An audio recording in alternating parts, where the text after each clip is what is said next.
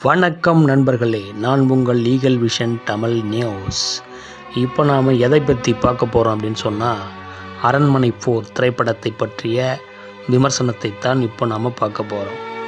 அரண்மனை 4 தமிழ்மொழி நகைச்சுவை திகில் திரைப்படமாகும். இத்திரைப்படத்தை சுந்தர்சி எடுத்திருக்கிறாரு. இந்த படம் சுந்தர்சி படம்தான் என்றாலும் புதிய பாணியில் பழைய மோர் என்று கூட இல்லாமல் பழைய பாணியில் பழைய மோரு தான் என்று இந்த படத்தை கொடுத்துருக்கிறாரு நம்ம சுந்தர்சி. அதே அரண்மனை பேய் கான்செப்ட் தான் என்றாலும் அரண்மனை 1, அரண்மனை 2, அரண்மனை 3 பகுதியில் இல்லாத மிரட்டலை அரண்மனை 4 படத்தில் கொடுத்துருக்கிறாரு நம்ம சுந்தர்சி.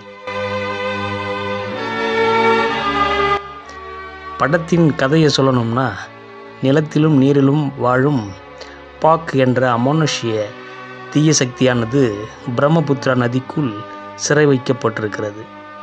எதிர்பாராத விதமாக அந்த தீய சக்தி வெளியில் வருகிறது.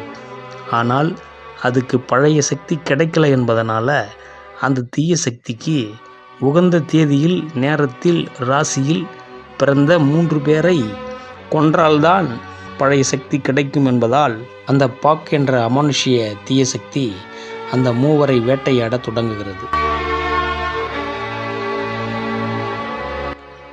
அதுக்கு தடையாக இருப்பவர்களையும் சேர்த்து வேட்டையாடுகிறது. ஒரே தேதியில், ஒரே நேரத்தில், ஒரே ராசியில் பிறந்த அந்த 3வரில் கதாநாயகன் சுந்தர்சியின் தங்கையாக நடித்துள்ள தமன்னாவின் குழந்தையும் இருப்பதால் அந்த குழந்தையை பலி எடுப்பதற்கான முயற்சியில் குழந்தையின் பெற்றோரை பலியெடுக்கிறது அந்த தீய சக்தி. இறந்து போன தாய்தான் தமன்னா. தமன்னா கதாநாயகன் சுந்தர்சியின் தங்கை.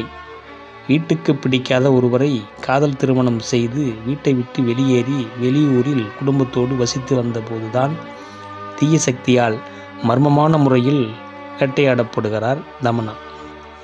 குழந்தையும் ஆபத்தில் இருக்கிறது. இறந்து போன தமன்னா ஆத்மாவாக மாறி அந்த அமானுஷ்ய தீய சக்தியிடம் இருந்து தனது குழந்தையை காப்பாற்றி வருகிறார். இதற்கிடையில் தங்கையின் மரணச் செய்தியை கேட்டு குழந்தைகளை பார்க்க சென்ற சுந்தர்சி தங்கையின் மரணத்தில் இருந்த மர்மத்தை எப்படி கண்டுபிடிக்கிறார், அந்த அமானுஷ்ய தீய சக்தியிடம் இருந்து தங்கையின் குழந்தையை எப்படி காப்பாற்றுகிறார் என்பதுதான் படத்தோட மைய கதை. படத்தின் கதையில் பெருசாக சொல்ல எதுவும் இல்லை என்றாலும் காட்சிகளையும் விஷயங்களையும் தொகுத்ததில் சுந்தர்சி அசத்திருக்கிறார் என்றே சொல்லலாம். சுந்தர்சி தமன்னா, ராஷி கண்ணா, கோவை சரளா, யோகி பாபு, டெல்லி கணேஷ், விடிவி கணேஷ், சிங்கம்புலி என பல முன்னணி நடிகர்கள் நடிச்சிருக்காங்க இந்த படத்தில். எப்போதும் சுந்தர்சி திகில் படத்தில் காமெடி முக்கிய பங்காற்றும். ஆனால் இந்த படத்தில் காமெடி சொல்லும் அளவிற்கு வெற்றி பெறவில்லை. திகில் வேற லெவல் மிரட்டியிருக்கிறது. குறிப்பாக குழந்தைகளுக்கு இந்த படம் ஜாலியாக போகும். இந்த படத்தில் உண்மையில் பாராட்ட வேண்டியது ஒளிப்பதிவு, எடிட்டிங், இசை. இந்த 3ம் முக்கியமாக சொல்லியே தீரணும். ஒளிப்பதிவு கிருஷ்ணசாமி செய்திருக்கிறார்.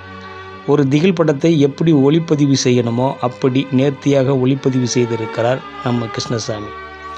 இசை ஹிப்ஹாப் தமிழா. பாடல்களில் நம்ம ஹிப்ஹாப் தமிழை கோட்டை விட்டாலும் திகில் படத்துக்குரிய பின்னணி இசையில் ஆடியன்ஸை மிரட்டும் வகையில் பின்னி பெடல் எடுத்திருக்கிறாரு நம்ம ஹிப்ஹாப் தமிழா. ஒரு திகில் காட்சி வருவதற்கு முன்னதாகவே கொடுக்கப்படும் ஹிப்ஹாப் தமிழனின் இசை அடுத்து என்ன நடக்கப் போகிறதோ என்கிற ஒரு அச்சத்தை முன்கூட்டியே ஏற்படுத்தும் வகையில் இசையால் மிரட்டியிருக்கிறார் நம்ம ஹிப்ஹாப் தமிழா. எடிட்டிங் பென்னி ஹாலிவர் செய்திருக்கிறார். சொல்லவே தேவையில்லை. படத்தில் வரும் ஒவ்வொரு காட்சிகளையும் ஆடியன்ஸை பயத்தில் கண்ண மூடவே செய்திருக்கிறார் நம்ம பென்னி ஹாலிவர். ஒரு திகில் படத்துக்குரிய முதல் நிபந்தனை அந்த படத்துக்கு வரக்கூடிய ஆடியன்ஸை பயமுறுத்தி அனுப்பணும். அந்த படத்தை அரண்மனை 4 நிச்சயமாக செய்திருக்கிறது என்று சொல்லலாம். மொத்தத்தில் அரண்மனை 4 மிரட்டல்.